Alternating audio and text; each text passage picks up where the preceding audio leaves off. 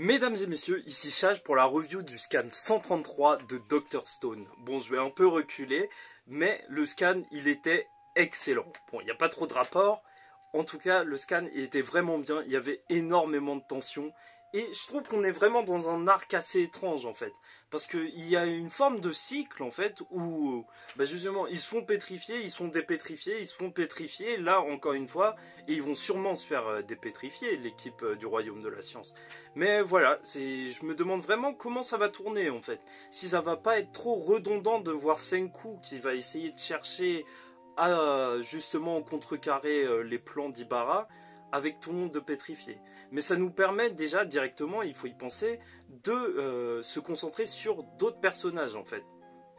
Parce que ça restreint l'équipe et c'est sûr qu'on se concentre vraiment sur certains personnages. Donc, le scan de la semaine, en fait, pour en arriver là, en tout cas, il a commencé sur Ibara, justement, qui n'avait pas dit son dernier mot. Après être tombé comme un titan, il a réussi à récupérer Medusa, et quand il lui a parlé, en fait, ou quand il a fait son truc bizarre, le policier, il s'est fait pétrifier. Déjà, à partir de là, tu te dis, ouais, il y a vraiment une utilisation particulière. Mais tu vois que même, on dirait qu'il peut la régler, en fait, en parlant ou en disant des mètres. Parce que ça m'étonnerait qu'il calcule de manière aussi précise, genre en disant 2600 mètres à cette vitesse-là. Je trouve ça un peu abusé, si justement c'est des calculs. Mais si peut-être c'est juste un réglage, par exemple, le périmètre, ce serait 2600 mètres, peut-être que ça irait plus. En tout cas, avec Ibara, justement, sous l'eau, qui venait de récupérer Medusa, tu vois Oharashi. Je sais pas pour vous, mais moi, j'avais complètement oublié ce personnage. Il m'a vraiment pas marqué dans l'arc. Et faut dire que son design, il est assez random. Tous les autres randoms de cet arc, en fait, tous les guerriers sur cette île, ils lui ressemblent un petit peu. Lui, il a peut-être juste une coiffe différente, mais voilà. Et tu te rends compte que Ibara il est vraiment mauvais, parce que ce qu'il va lui faire, c'est vraiment dégueulasse. Franchement, je sais pas pour vous, mais quand j'ai vu ça, c'était vraiment dégueulasse. Parce que tu vois le mec qui s'enfuit, bon, on sait qu'il a l'arme. Donc déjà, ce qui est cool, c'est que celui qui tire les flèches, il peut entendre tout. Et en vrai, là, on voit à quel point c'est super important. Parce que il comprend directement qu'il y a quelqu'un qui va arriver, qu'il y a une histoire de mètres, de secondes. Et je suis sûr que d'une manière ou d'une autre, Senku, il a entendu et il va y penser. Mais ce qui est super cool aussi, c'est que ils sont vraiment complémentaires. Voilà, lui, il entend ça et il dit directement à Taiju, vas-y, crie-le sur l'île, il faut l'attraper. Et là, tu as une course-poursuite. Cette course-poursuite, elle va être épique en anime. Là, je sais pas pourquoi elle a pas trop marché quand j'ai lu le scan. Peut-être j'étais fatigué, mais parce que en fait, elle a tout pour plaire. Hein. Il y avait vraiment plein de tensions parce qu'il devait juste attraper Oharashi, et il était inarrêtable. Tu voyais tout le monde qui essayait de l'attraper. Ils arrivaient à l'attraper, mais il a tellement de force brute que voilà, il continuait quand même. Et c'est vraiment Taiju qui, en plus d'avoir crié et averti tout le monde, il vient, il arrive et il l'arrête. En même temps, c'est peut-être le meilleur, enfin, le personnage le plus gentil, en tout cas, du Royaume de la Science. Moi, franchement, je me dis que c'est impossible de pas aimer ce personnage. Il est tellement gentil, enfin, c'est vraiment le mec bien, quoi. Il réussit à l'attraper, en tout cas. Enfin, c'est vraiment le mec bien, il veut pas se battre, tout ce qu'il fait, c'est encaisser. Enfin bon, il faut que j'arrête. Je le trouve vraiment cool, ce personnage, je l'aime bien. Donc il réussit à l'arrêter, et c'est à ce moment-là où tu te dis, ouais, il est vraiment dégueulasse, Ibara, parce qu'il lui a fait manger l'arme. En soi, ok, il lui a fait manger l'arme. Mais ce qui est fou, c'est que, voilà, genre, tu vois, le mec, il avait peur. Oharashi, il avait peur, en fait. Tout ce qu'il voulait, c'était survivre à la pétrification. Donc on lui a dit, vas-y, va au centre de l'île, il y va. Et même quand il l'attrape, il se rend compte que le choix, il est vraiment dégueulasse. Parce que Ibara, il leur laisse pas de choix. Parce que le premier truc à faire, en fait, ce qui aurait dû être fait, et ce qui n'est pas du tout moral, en fait, c'est juste lui découper le ventre et lui reprendre l'arme. Et tu vois que c'est vraiment un salaud d'avoir fait ça. Parce que même son propre allié, en fait, hein, peut-être le mec qui lui est le plus fidèle, il l'envoie comme ça en pâture et tout, il lui met l'arme dans son ventre, et il a super peur, et le Royaume de la Science, il est trop gentil. Ils vont pas venir lui couper le ventre et retirer l'arme et la lancer autre part pour que ça les pétrifie pas. Donc voilà.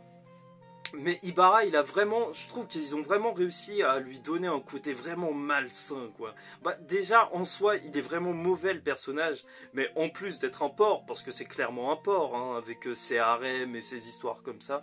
D'ailleurs, je l'aime vraiment pas, parce que en soi, ça me dérange pas qu'il ait un harem. Je dis pas que... Je dis pas que c'est pas répréhensible, mais c'est juste qu'en plus, il l'assume même pas. Il dit que oui, c'est le harem du chef, alors que lui, en fait, il a déjà pétrifié le chef, et en fait, c'est son harem. Enfin, c'est n'importe quoi. Ce perso, j'ai hâte qu'il passe à la trappe, hein. Lui, il a aucune chance de devenir gentil après. Aucune chance. Mais donc, je trouve vraiment que je voulais parler du dessin, parce qu'il est ouf. Il est ouf le dessin. Je sais pas si ça vous choque aussi à chaque fois, mais les cases où Ibara il est content ou quand il fait un truc de ouf, bah tu vois que c'est vraiment bien dessiné parce que tu sens que c'est vraiment malsain ce qu'il est en train de faire. À chaque fois son visage il est carrément effrayant. Et je trouve que là, le dessinateur il est au top. Il est au top quand il fait ces cases là. Mais bon, donc au final il n'y a que Senku qui reste. On ne sait pas s'il y en a d'autres. Mais ce que j'ai beaucoup aimé dans le scan, c'est justement l'intervention de Chrome. Parce qu'il s'est fait assez discret hein, durant cet arc. C'est normal, il était pétrifié. Mais là, on l'a vu revenir. En fait, ce qui est bien, c'est qu'on voit vraiment que c'est l'élève de Senku. Mais maintenant, il se donne vraiment à fond dans la science. Et tu te rends compte que même les événements qui se sont passés avant, avec le rayon pétrificateur, bah lui, il n'avait pas juste regardé comme tout le monde. Lui, c'est vraiment devenu un vrai scientifique. Le truc qu'il a regardé, c'est en fait comment ça se propageait, justement, le rayon, l'onde en fait de l'arme. Et il dit à Senku, pendant le scan, avant d'être pétrifié, il lui dit que le rayon, en fait, il s'agrandit de manière constante. Bon, je suis sûr que Senku, c'est un génie, il va trouver un bête de truc par rapport à ça. Peut-être qu'il va pouvoir calculer justement à quel endroit il faut se mettre pour ne pas se faire avoir, ou peut-être qu'il va même comprendre le mécanisme de l'arme. Mais en tout cas, ça sonne vraiment comme une grosse révélation, parce que quand tu vois que ça prend limite une page entière, en fait, que Chrome il dit ça à Senku, bah, tu sens que c'est énorme. Mais voilà, ça me fait vraiment plaisir de voir Chrome qui fait quelque chose dont on sent que ça va être vraiment super utile, et ça fait qu'il revient au devant de la scène. Mais bon, là après, à la fin, il est pétrifié comme vous le savez. Et aussi finalement, ce qui fait aussi énormément plaisir à voir, c'est que même si tout le monde se fait pétrifier, tu sens dans les pages et tout, que juste Chrome, quand il le dit à Senku, tout le monde a confiance en lui. Tout le monde a confiance en lui, c'est lui le meilleur.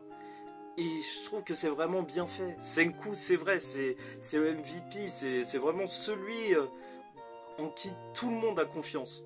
Donc ça fait vraiment plaisir de voir ça. Ça fait vraiment plaisir de voir à quel point ils sont soudés. En tout cas, j'ai très hâte de voir ce qui va se passer la semaine prochaine, juste même pour voir qui a été pétrifié ou pas. Parce que en soi, Senku, s'il est tout seul face à Mozo, parce qu'il va bien se réveiller un jour, hein, bah je sais pas ce qu'il va faire. Et je me demande vraiment si ça va pas être trop redondant de recommencer encore une fois en fait. Si justement il va y avoir encore une fois le coup de il faut que je dépétrifie tout le monde et tout. Donc on verra ce qui va se passer. En tout cas, j'espère que vous avez apprécié cette vidéo. Moi, c'était un plaisir de la tourner. On se revoit la semaine prochaine pour le scan suivant, donc, vu qu'il n'y a pas de pause. Et je vous dis bonne semaine à tous et bon courage pour les grèves. Allez, ciao!